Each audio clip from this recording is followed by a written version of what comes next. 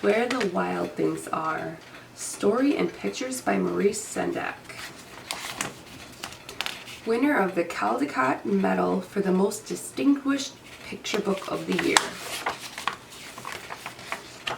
Where the Wild Things Are. Story and pictures by Maurice Sendak. HarperCollins Publishers.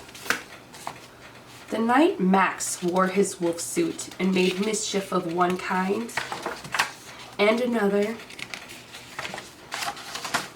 his mother called him Wild Thing, and Max said, "I'll eat you up."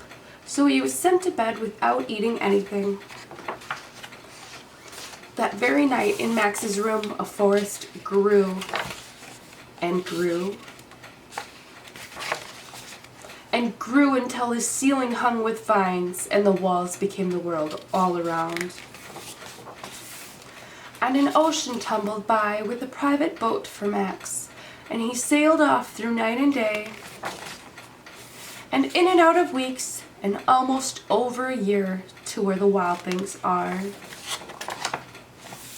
And when he came to the place where the wild things are, they roared their terrible roars, and gnashed their terrible teeth, and rolled their terrible eyes, and showed their terrible claws.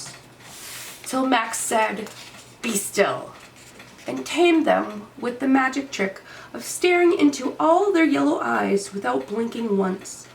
And they were frightened, and called him the most wild thing of all, and made him king of all wild things. "And now," cried Max, "let the wild rumpus start."